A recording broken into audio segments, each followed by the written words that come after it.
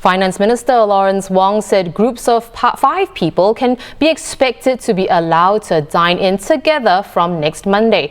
Also, in his first ministerial statement on government spending since being named to the role in May, Mr. Wong said that in line with Singapore's calibrated approach during the heightened alert period, support measures will be more targeted as well.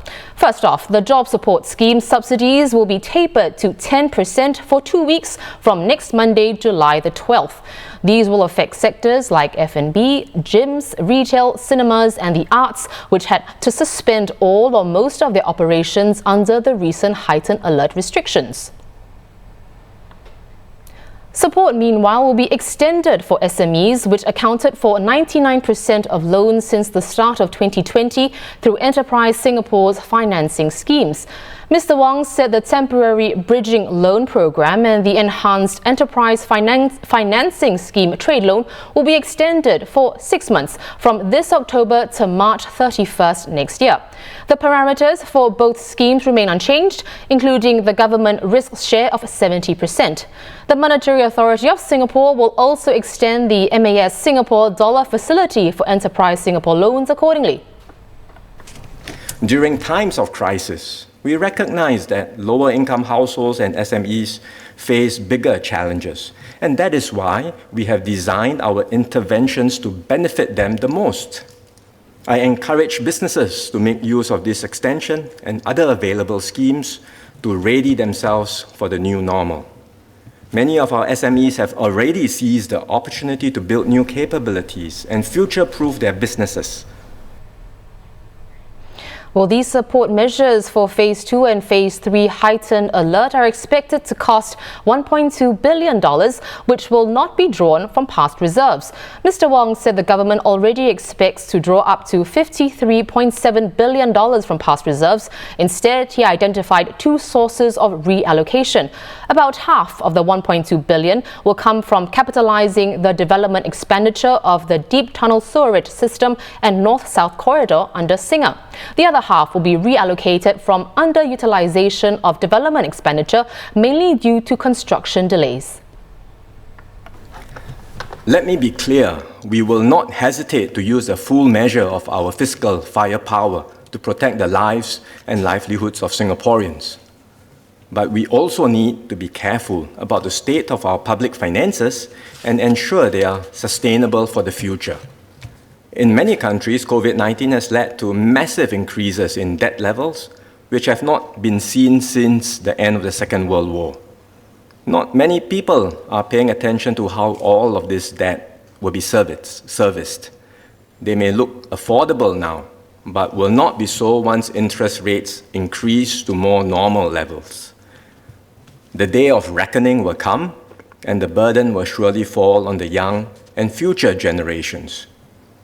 We are one of the very few exceptions to this trend of rising public debt around the world.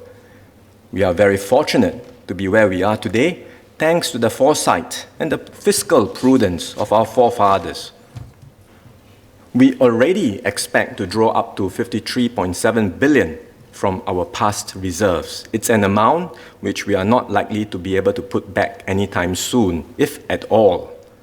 Our expenditure in FY 2020 was the highest ever in the history of our country, and this unprecedented fiscal response has also led to the largest budget deficit in Singapore's history. Now that things are better, we should refrain from drawing further on past reserves. Instead, we will fund the support measures using resources that were approved in this year's budget. That is the responsible way to manage our finances. So we are not asking for new monies in this bill, but are seeking a reallocation of monies to fund the support package. Well, Mr. Wong said that for this financial year, Singapore's budget remains expansionary, with the government still expecting an overall deficit of $11 billion or 2.2% of GDP. He said an important part of recovery is the reopening of our borders, something he described as an existential issue for Singapore. There has been feedback from the business and investment community that Singapore might lose out to other hubs that are moving more aggressively to reopen their borders. We understand these concerns, but we are also very mindful that if we were to reopen prematurely before we reach high enough vaccination levels, we could end up with another wave of infections and worse, a surge in hospitalization and ICU cases.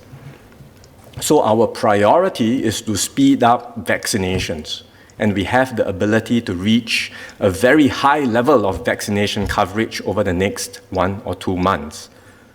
This will enable us to progressively reopen and reconnect with the world. We are already discussing with other jurisdictions that have effectively controlled the infection to work out travel corridors with them for vaccinated persons to travel more freely, either without the need for stay-home notice or with a reduced SHN duration.